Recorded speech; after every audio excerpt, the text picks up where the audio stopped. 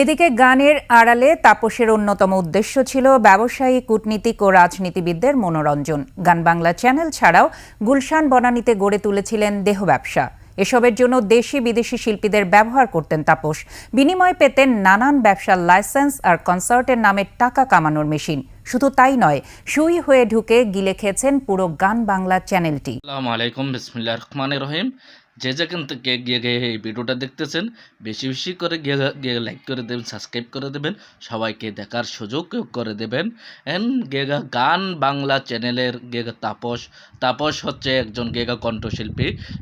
তাপস বিভিন্ন ব্যবসার লাইসেন্স নিয়ে টাকা কামানোর মেশিন তৈয়ার করে বচ্ছে এবং দেশি বিদেশি মেয়ে নিয়ে দেহ ব্যবসা করা শুরু করছে।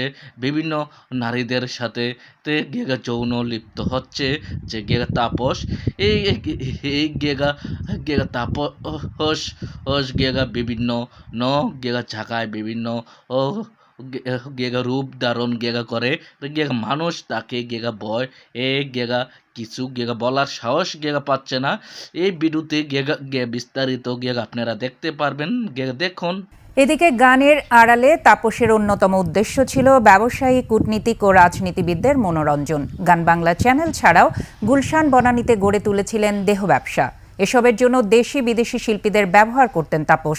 বিনিময়ে পেতেন নানান ব্যবসার লাইসেন্স আর কনসার্টের নামে টাকা কামানোর মেশিন। শুধু তাই নয়, সুই হয়ে ঢুকে গিলে খেয়েছেন পুরো গান বাংলা চ্যানেলটি। আদিত্য মামুনের আরেকটি রিপোর্ট।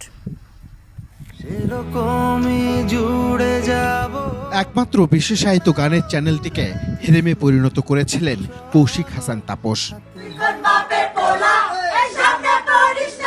দেশি বিদেশি সঙ্গীত সংযোজনের নামে শিল্পীদের সমবেত করে বনে গিয়েছিলেন গানের রাজা। এসবের নেপথ্যে ছিল রঙ্গলীলা আর অর্থের খেলা। তাপস ও তার স্ত্রী মুন্নি ছিলেন অনৈতিক কর্মের শ্রেষ্ঠ খেলোয়াড়। এই দম্পতির প্রভাব দেশি তারকা থেকে সানি লিওন কেউই এড়াতে পারতেন না।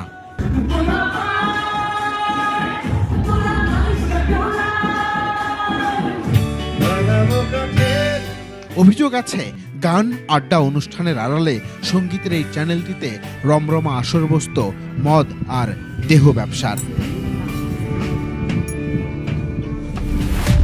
বিলাসী জীবনযাপন, ক্ষমতা আর প্রভাব বাড়াতে তাপস মুন্নি দম্পতি টার্গেট করতেন ব্যবসায়ী, রাজনীতিবিদদের।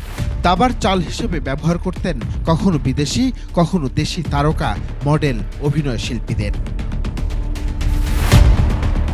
জয় বাংলা কনসার্ট, বিভাগীয় শহরে সরকারি টাকায় গানের অনুষ্ঠানের মাধ্যমে কোটি কোটি টাকা তছরূপ করা তাপসের জন্য ছিল ডাল ভাত।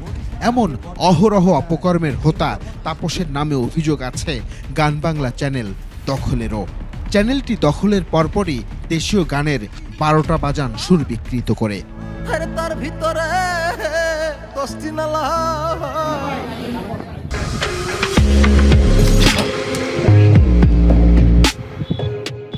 তাপসের গ্রেফতারে দেশীয় সঙ্গীত রাহুমুক্ত হলো বলে মনে করেন গান বাংলা চ্যানেলের প্রকৃত মালিক। সঙ্গীত এবং সংস্কৃতির জগতে কৌশিক হাসান তাপস হয়ে উঠেছিলেন গডফাদার। তাকে অনেকেই ভয় পেতেন, এখন নিশ্চয়ই ভয় মুক্ত হবেন অনেকেই। বৈষম্য বিরোধী ছাত্র আন্দোলনের সময় ডিগবাজি দিয়ে সরকার বিরোধী অবস্থান নিলেও পার পাননি তাপস। হামলা মামলায় গ্রেফতারের পর তাকে পাঠানো হয়েছে কারাগারে। কৌশিক হাসান তাপসের অপরাধ শনাক্ত করে বিচার হোক, প্রকৃত বিচার হোক, শাস্তি যদি তার প্রাপ্য হয় নিশ্চয়ই শাস্তি পাবেন।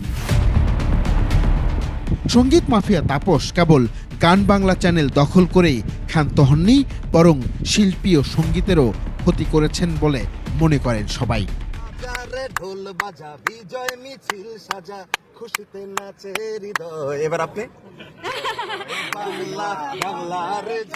আদিত্য মামুন, 21 টেলিভিশন, ঢাকা। আসসালামু আলাইকুম।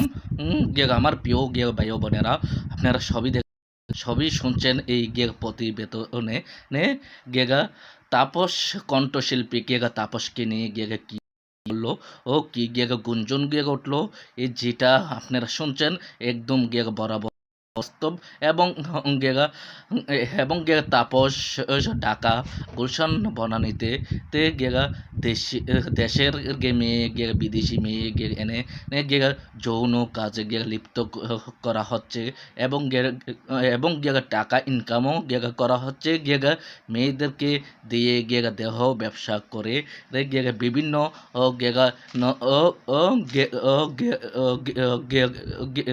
অবৈধ তো গিয়ে ব্যবসার লাইসেন্স নিয়ে আওয়ামী লীগ সরকারকালীন গিয়ে থাকা অবস্থা তাই এবং গিয়ে আওয়ামী লীগের শেখ হাসিনার সাথে তে গেগা হাত মিলানো নিয়ে গেগা বয়ে তাকে কেউই কিছু বলে নাই। আপনার আর বিস্তারিত মতামতগুলো মেসেজের মাধ্যমে জানিয়ে দেবেন।